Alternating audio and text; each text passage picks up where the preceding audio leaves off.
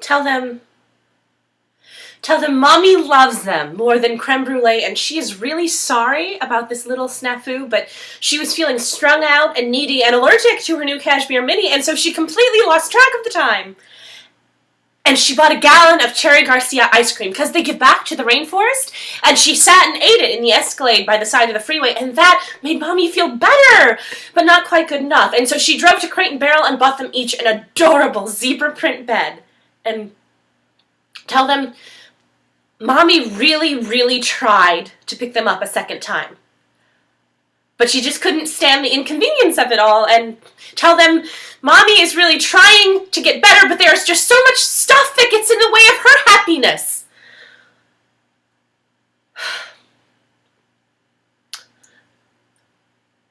When do I get them back?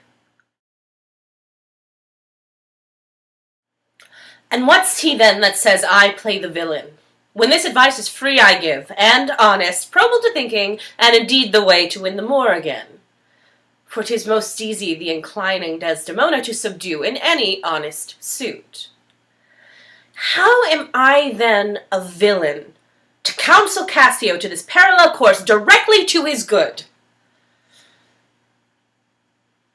Divinity of hell, when devils will their blackest sins put on, they do suggest at first with heavenly shows, as I do now. For whilst this honest fool plies Desdemona to repair his fortunes, and she for him pleads strongly with the Moor, I'll pour this pestilence in his ear, that she repeals him for her body's lust, and by how much she strives to do him good, she shall undo her credit with the Moor.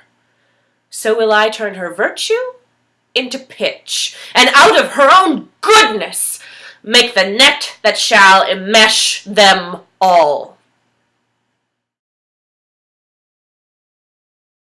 Booey! Hurry up, I want to use the shower! First, I was a tomboy. I used to climb trees and beat up my brother Tom. Then I tried to break my sister Joni's voice box because she liked to sing so much. She always scratched me though, so instead I tried to play my sister Emily's cello. Except I don't have a lot of musical talent, but I'm very popular and I know more about music than people who don't know anything. I don't really like the cello. It's too much hard work, and besides, keeping my legs open that way made me feel kind of funny. I asked Emily if it made her feel funny, and she said she didn't know what I was talking about, and then when I told her, she cried for 2 whole hours and then went to confession twice, just in case the priest didn't understand her the first time. Dopey Emily. She means well. Booey, I'm pregnant! Actually, I couldn't be because I'm a virgin. A married man tried to have an affair with me once, but it would have been pointless because he was married. I didn't know he was married till about 2 months ago, and that's when I met Booey, kind of on the rebound. He seems fine, though. Booey! Look, I went to confession about the cello practicing, but I don't think the priest heard me, or maybe he didn't understand me. He didn't even give me a penance. Sometimes I wonder if nobody is in there. But as long as your conscience is all right, then so is your soul. Booey, hurry up! I study hope all the time. At the marsh, I watch the warblers there nesting, little, friendly, I won't bore you with the Latin name, warblers. Plenty of food to eat, not too many predators. The warblers wouldn't have to worry about hope if it weren't for one thing. The cuckoo. Now, cuckoos don't eat warblers, they also eat insects, but cuckoos don't build nests. Instead, they wait till the warblers are away from theirs, and then they lay their egg in the middle of all the warbler eggs, like camouflage. And it works every time. The warblers return to the nest, and because they have literally bird brains, they sit on all the eggs. And what do you think happens? I mean, what's evolution for? The cuckoo egg hatches first, with an indentation in its back. And yet another miracle of nature, the cuckoo has an instinct to push. To push against anything that touches its back. To push and push until that thing is not there anymore. And with great effectiveness, this blind, newborn, totally innocent baby cuckoo murders each of the blind, newborn, totally innocent baby warblers by pushing them out of the nest, where they'll starve or be eaten by predators. Ma and Pa Warbler come back to the nest. What do they find? One baby who's as big as a Buick and doesn't chirp like them. What do they think? Who will ever know? What do? Feed the only baby they have until one day it flies off, fully fledged, a different species.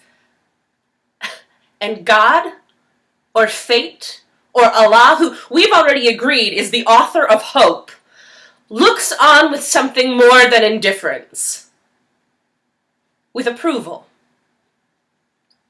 The indentation in the cuckoo's back,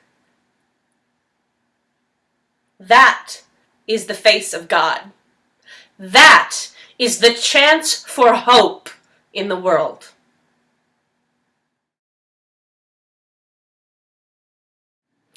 As we eat our frozen dinners at our bedtime 9:15, we cuddle watching Lucy on our big, enormous 12-inch screen.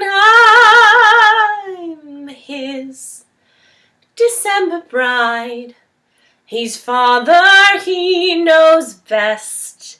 Our kids watch Howdy Doody as the sun sets in the west. A picture out of Better Homes and Gardens magazine. Far from Skid Row, I dream we'll go somewhere